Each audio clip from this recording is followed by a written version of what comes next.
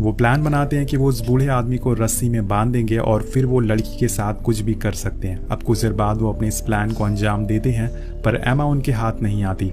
वो इस बोट पे पिछले 10 सालों से रह रही थी और उसने अपना पूरा बचपन यहीं बिताया था और यही वजह थी कि वो यहाँ के हर एक कोने को जानती थी। वो बोट के टॉप पर पहुंच जाती है और वहां से एक तीर चला के उन दोनों को घायल कर देती है, जिससे वो दोनों वहां से भाग जाते हैं। अब धीरे धीरे समय बीतने लगता है और कैलेंडर में शादी का दिन और करीब आने लगता है, यानी कि कुछ दिन बाद एमा का जन्मदिन भी आने वाला है। अब कुछ समय बाद कुछ और टूरिस्ट बोट पर आते हैं और उनमें से एक 20 साल का लड़का भी होता है, जिसे देख के एमा उसकी तरफ अट्रैक्ट होती है क्योंकि वो दोनों एक ही उम्र के थे। वो बोट के किनारे हेडफोन में गाने सुन रहा था, जिसे एमा देख लेती है और उसे वो हेडफोन काफ़ी अच्छे लग रहे थे, इसलिए वो बिना हिचकिचाए उसके पास जाती है और उससे वो लेके अपने कानों में लगा लेती है।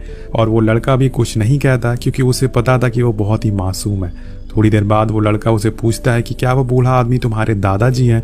तुम कौन सी क्लास में हो? तुम्हारा घर कहाँ है? एमा कुछ भी जवाब नहीं देती, बस हंसते हुए गाने को एंजॉय करती है। तभी वहाँ तकाशी आ जाता और उसे गुस्से में ले जाता है। उस लड़के को ये थोड़ा अजीब लगता है, लेकिन वो सोचता है कि शायद ये इसके दादाजी होंगे। अब टूरिस्ट ज़्यादा होने की वजह से सारे लोग आज यही बोट पर स्टे करते हैं और रात में जब सभी लोग सो रहे थे तब वो लड़का पानी पीने उठता है और देखता है कि वह बूढ़ा आदमी उस लड़की को अपनी हाथों से नहला रहा है। और ये नज़ारा देखकर वो पूरी तरह से शॉक हो जाता है क्योंकि उसके लिए काफ़ी अजीब था।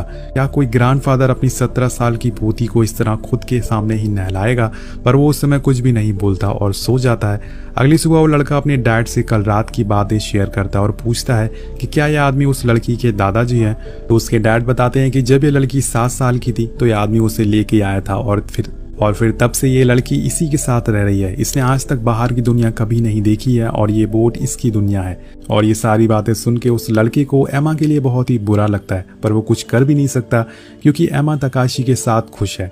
इसके बाद उसके डैड तकाशी से अपना फ्यूचर बताने को कहते हैं तो वो सेम उसी तरीके से उसे भविष्यवाणी बताना चालू कर देता है। अब एमा को झूले पर देखकर वो लड़का सोच में पड़ जाता है। उसे लगने लगा था कि यह आदमी उस मासूम सी लड़की का बस इस्तेमाल कर रहा है और कुछ नहीं। और इन सब के बाद आखिर उस लड़की के जाने का समय हो जाता है और एमा उसे जाते हुए उसकी बोट के पास खड़ी हो जाती है। एमा कहीं न कहीं उस लड़के को पसंद करने लगी थी। अब जाते जाते वो लड़का उसे अपना हेडफोन दे देता और एक प्यारी सी मुस्कुराहट के साथ वहां से निकल जाता है। अब उन दोनों की नजदीकियां देखकर तकाशी खुश नहीं होता। वो चाहता था कि एमा बस उससे बातें करे, उसकी केयर करे, ना कि किसी और की। अब कुछ समय और बीतने लगता है और हम देखते हैं कि एमा पहले की तरह तकाशी का इंतजार नहीं करती।